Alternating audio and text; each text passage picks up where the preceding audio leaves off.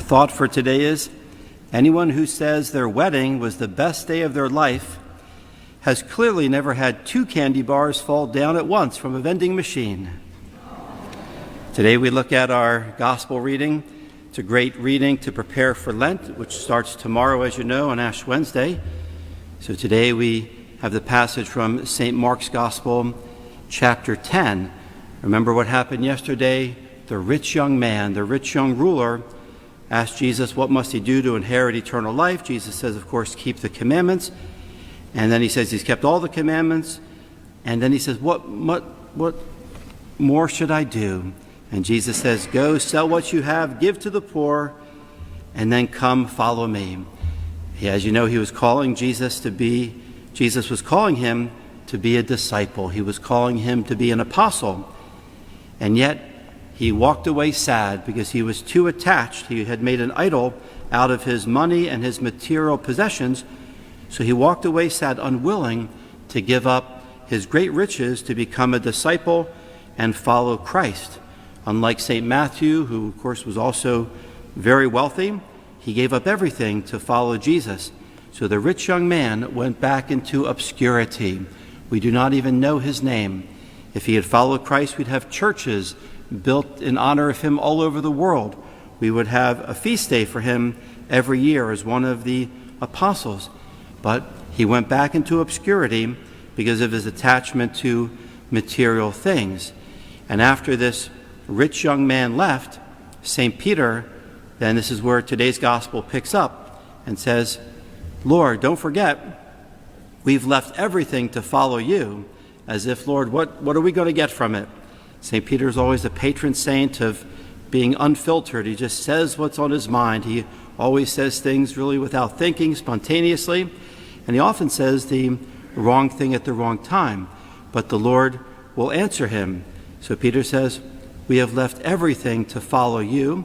Peter is obviously referring to perhaps his family, maybe even his spouse. If we know he had a mother-in-law, we don't know if his wife was still living when Jesus called him to follow him, or whether he was a widower at the time. We don't know for sure.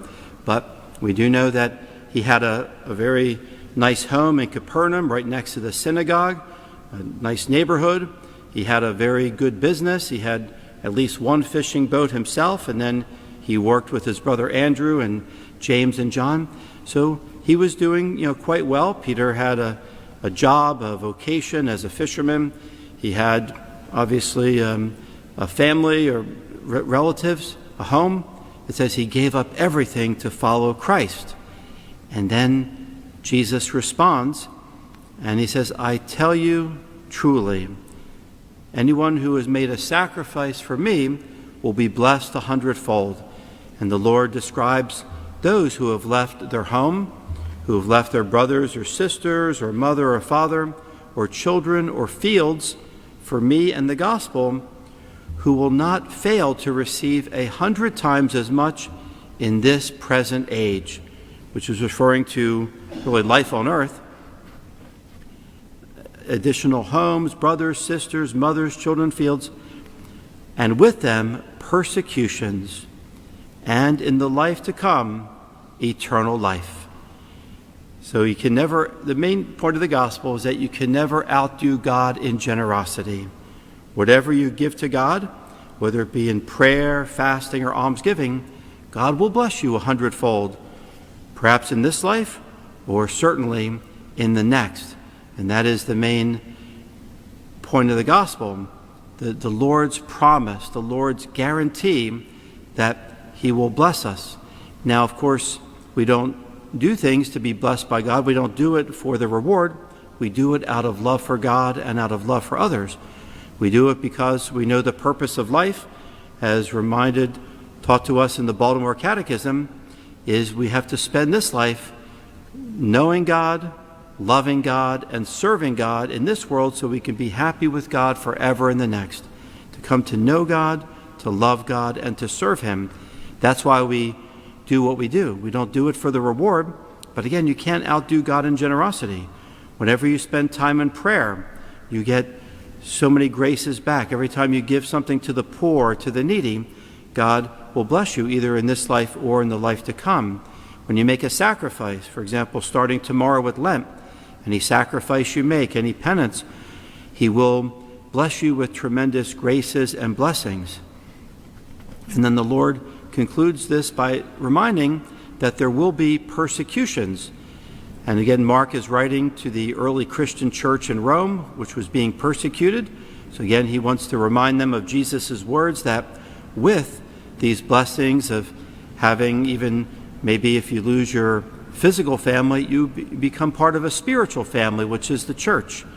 As Lacordaire once wrote, that the priest is a member of every family, but he belongs to none. The priest is a member of all families, but he belongs to none. As one priest once said, that he has thousands of people who call him father, but no one who calls him dad, because he has no physical family, his own family. He's given that up, but he has thousands of spiritual children that he's baptized and given first communion to and reconciled in confession. So we have thousands of people who call us father, and that is the gift of the priesthood, for example, of celibacy, or the nun who teaches in the classroom, has no physical children, but she has hundreds of spiritual children that she teaches in the classroom. Think of the religious orders, the missionaries who have given up their own families, their own homes, and yet they become part of a hundredfold family, which is the church. And so then he says, don't forget about the persecutions. Yes, you will be persecuted for my name, Jesus says. And as you know, the 4 marks of the church are 1, holy, Catholic, and apostolic. But there's always a 5th mark of the church, and that is it'll always be persecuted until the end of time.